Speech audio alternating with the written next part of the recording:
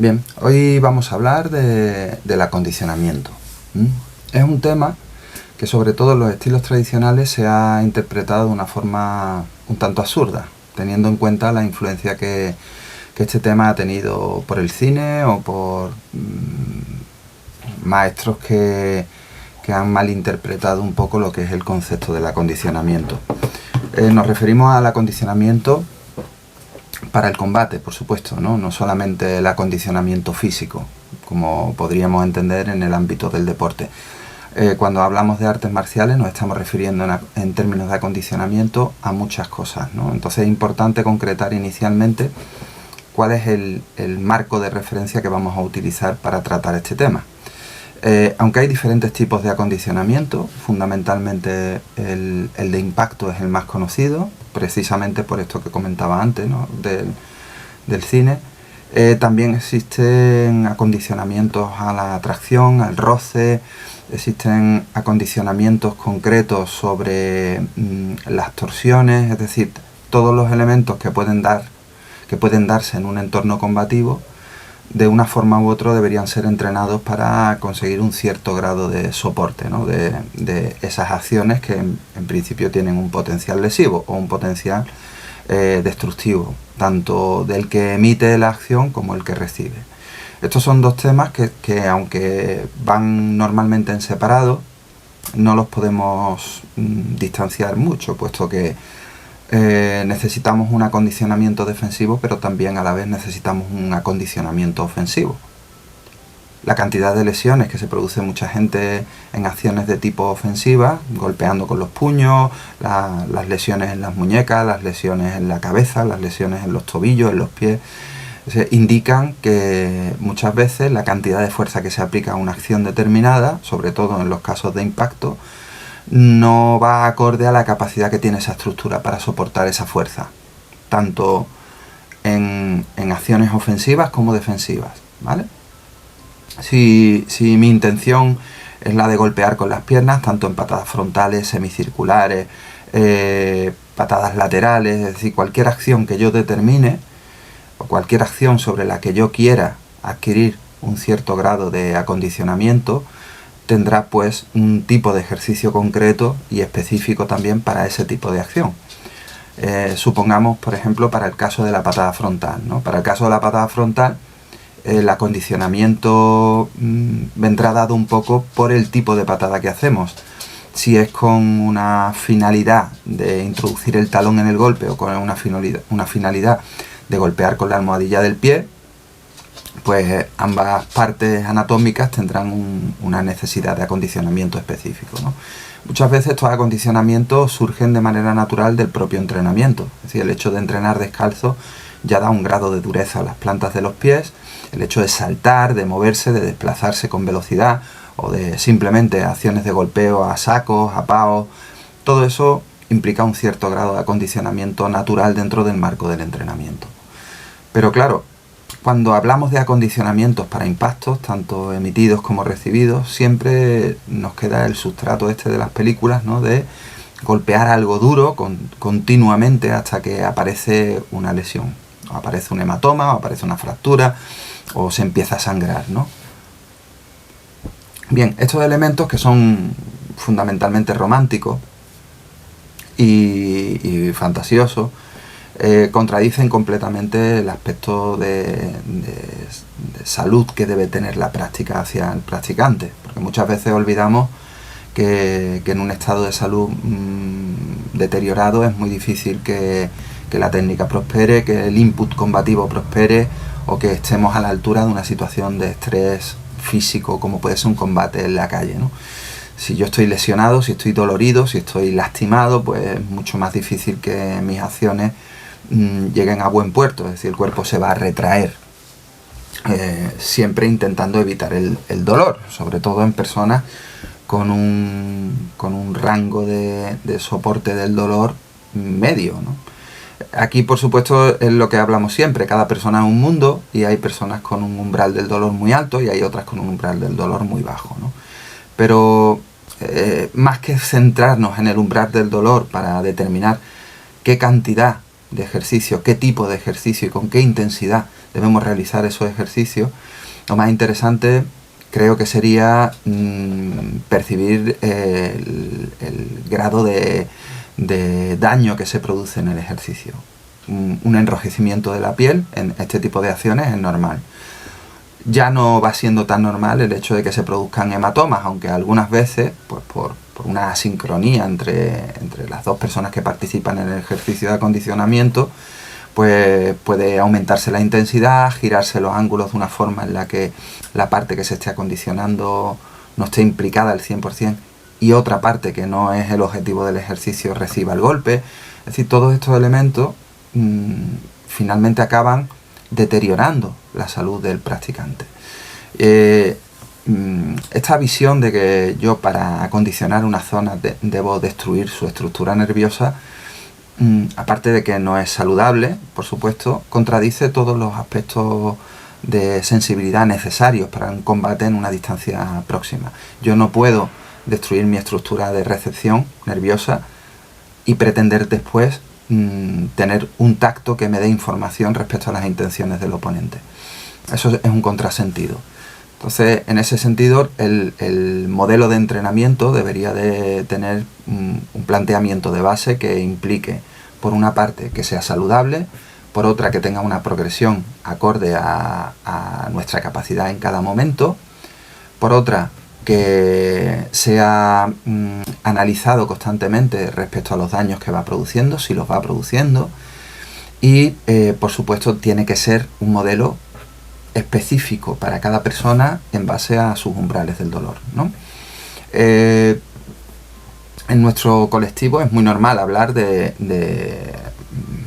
que el dolor debe formar parte del entrenamiento, que debemos de acondicionarnos o acostumbrarnos a sentir dolor y que eso no merme nuestra capacidad operativa en la lucha, ¿no? Yo estoy de acuerdo, pero en este tema estoy de acuerdo en esta afirmación, pero sí creo que hay que añadirle algunos matices, ¿no? El dolor, cuando es por una hipersensibilidad, debería, por supuesto, de entrenarse, ¿no? Pero el dolor, cuando es un signo natural de daño, cuando el cuerpo está manifestando en su lenguaje que nos hemos excedido mucho, entonces debemos escucharlo y no debe de haber un acondicionamiento en esa dirección. Básicamente porque si nuestro entrenamiento progresa adecuadamente en segmentos que incluyan cada vez un volumen, una potencia y una intención mayor en las acciones, si esa progresión está bien definida, en el tiempo iremos alcanzando un alto grado de acondicionamiento que no va a requerir que destruyamos el cuerpo de ninguna manera ni que lo insensibilicemos. Esto es un error a priori que debería descartarse, por más que mucha gente lo tilde de entrenamiento tradicional. Lo tradicional no implica brutalidad. Lo tradicional no significa un menor conocimiento anatómico del cuerpo. Hay muchísimos tratados muy antiguos que demuestran que tenían no solamente un alto conocimiento de nuestra anatomía y de nuestra capacidad de soportar este tipo de acciones, también incluían otros elementos como es el concepto del bloqueo, el estancamiento de la energía, que hablamos siempre en términos de chi, pero nosotros nos gusta hablar de sensaciones y de circulación sanguínea, de operatividad del sistema nervioso, de sensibilidad cutánea. Es decir, son elementos que si lo traemos a nuestro lenguaje, nos salimos un poco del concepto de la medicina tradicional china, pues es muy probable que lo entendamos mejor. Si un entrenamiento de acondicionamiento se hace directamente sobre los huesos, realmente estaremos lastimando algunos aspectos que luego vamos a necesitar, y porque cada tipo de tejido del cuerpo tiene unas necesidades de acondicionamiento diferentes. Los huesos no se acondicionan a golpes, eso es un error de base que está instaurado como una verdad a priori. La capacidad de endurecimiento de los huesos tiene mucho más que ver con el tipo de tensión o de fuerza a la que sometemos, tanto de tracción como de compresión o de torsión, que es la que hace que el propio tejido, que está fundamentalmente compuesto por colágeno, en sus propiedades piezoeléctricas tenga una mayor capacidad de absorción de minerales, ¿vale? Entonces, en la medida en la que yo hago un trabajo de posiciones con carga progresiva, correcto, hago un trabajo de empuje de brazo, de tensión isométrica mantenida, con una tensión muscular que repercuta directamente en la estructura ósea, esos huesos van a ir poco a poco fortaleciéndose. Todo lo que envuelve al hueso, ya estamos hablando de musculatura, de fascia, de tendones, de ligamentos, tienen también su propia naturaleza dentro del acondicionamiento, ¿no? El trabajo muscular, por supuesto, va a engrosar nuestra musculatura, va a hipertrofiarla, va a generar una estructura muscular más densa, con lo cual su capacidad de absorción de impacto va a ser mayor. Sin embargo, el periodo previo de optimización de nuestra estructura neuromuscular, que se produce siempre que estamos aprendiendo nuevos movimientos, que estamos desarrollando acciones nuevas, todo eso construye unos nuevos sistemas de comunicación entre lo que sería nuestro sistema nervioso y nuestra estructura musculoesquelética, que afecta no solamente a la capacidad contráctil y de relajación del músculo, sino también a cómo los órganos sensoriales encargados de determinar el grado de elongación óptimo, el grado de esfuerzo óptimo que están teniendo estas estructuras, sobre todo a nivel articular, esos también van a tener de alguna manera una implicación directa en el tipo de trabajo que estemos desarrollando. Por ese motivo, diferenciar con claridad en nuestro entrenamiento a qué tipo de tejido va dirigido el acondicionamiento que estamos haciendo sería un buen primer paso. Un segundo paso sería entender que cada una de esas partes va a tener una implicación diferente en la estructura combativa. Tanto si yo estoy hablando de golpes, como si estoy hablando de empuje, como si estoy hablando de agarre, estoy hablando de desgarre, de torsión, de luxación, de compresión, de presión. Es decir, dependiendo de qué tipo de acción voy a intentar hacer, pues el grado de acondicionamiento que necesitaré en esos tejidos ya definidos, pues será uno o será otro, ¿no? La musculatura sí que es receptiva en contracción ante el impacto. Es un sistema que ocurre de manera natural. Cuando vemos que algo va a ocurrir, nos contracturamos, básicamente porque buscamos bloquear zonas articulares que en un movimiento brusco podrían generar un daño, y eso ocurre de manera natural. Eso no lo tenemos nosotros que aprender, sino que ocurre de manera natural. Lo que sí podemos es reconducir un poco el estímulo, pues el resultado del estímulo, en una dirección más funcional, que eso es uno de los objetivos del entrenamiento marcial. Es de alguna manera las reacciones naturales, pues encauzarlas en un modelo, y que después ese modelo pues sea aplicable a determinadas situaciones sin distorsión, ¿vale? Yo puedo hacer un golpe con el puño y lastimarme la muñeca, o puedo trabajar sobre un saco continuamente la intención del impacto,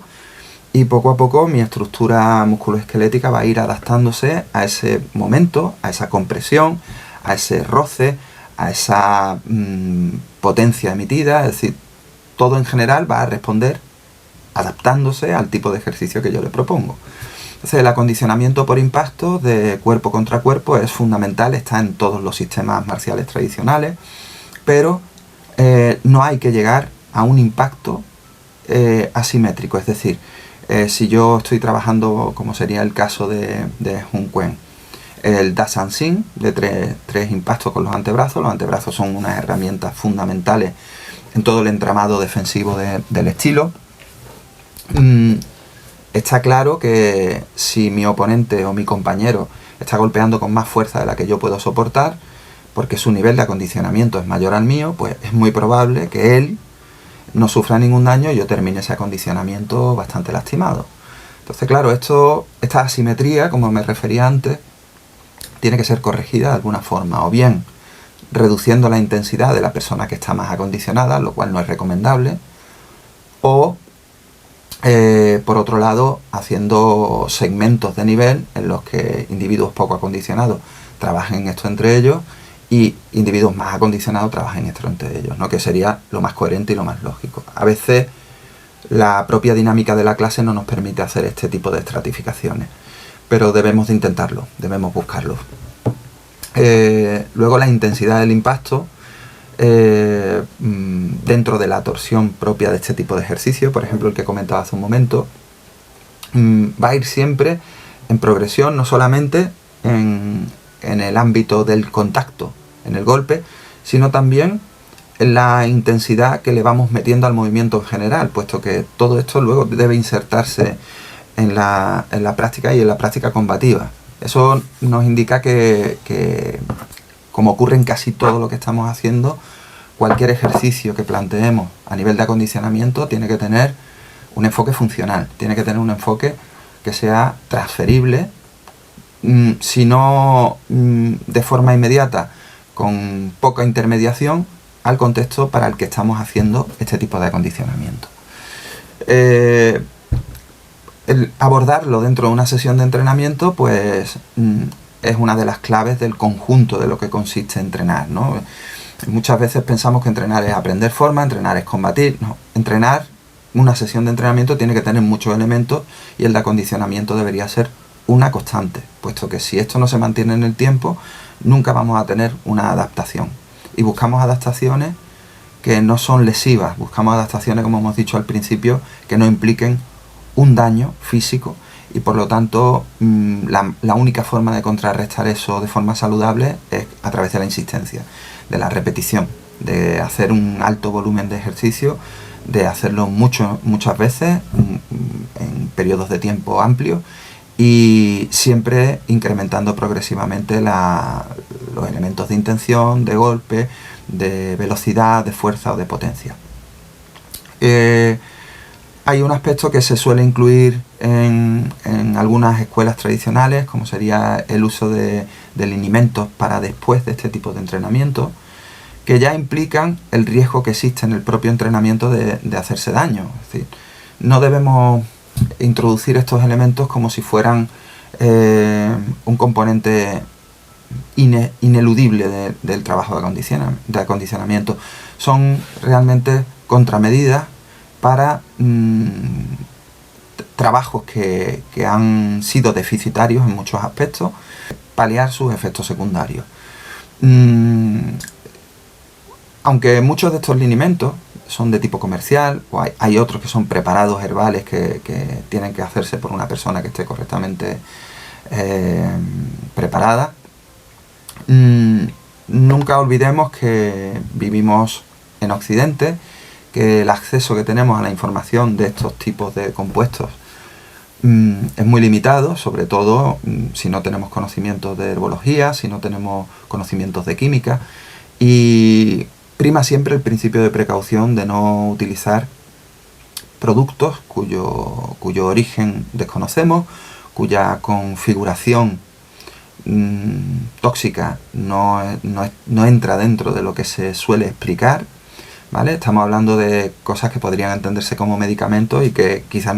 lo deberían ser, ¿no? Con lo cual debería explicarse cuáles son los efectos que pueden tener en la piel este tipo de productos cuando se usan habitualmente, ¿no? Por ese motivo yo creo que hay que darle al entrenamiento siempre un enfoque que garantice seguridad, que garantice salud, que garantice progresión y, lo más importante de todo, que garantice una efectividad real, que no nos lastime, que no nos deje magullados, ¿no? Por decirlo de alguna manera así más de calle, para que podamos realmente expresar el arte, apoyar todo el configurado técnico que tiene con un buen nivel de acondicionamiento, sin que en el camino de todo esto este tipo de microlesiones, microroturas o de daños dificulten que nuestra práctica combativa pues tenga reservas, tenga precauciones, que en un caso en el que estuviéramos bien acondicionados y que no estuviéramos lastimados, seguramente podríamos expresar de una manera mucho más realista, ¿no? En otros vídeos haremos algunos ejercicios y haremos algunas demostraciones. También veremos qué tipo de instrumentos debemos utilizar para hacer este acondicionamiento cuando no disponemos de otra persona, de qué manera influye en esto el trabajo con con objetos de impacto como puede ser el Mokjanshon, como pueden ser un saco, paos, manopla, sacos de tierra. Es decir, hay bastantes elementos que pueden ser de gran ayuda en este tipo de desarrollos y que garantizan cierto grado de seguridad si somos capaces de moderar el tipo de acciones que aplicamos sobre ellos, ¿no? Tanto para el ámbito ofensivo como para el ámbito defensivo.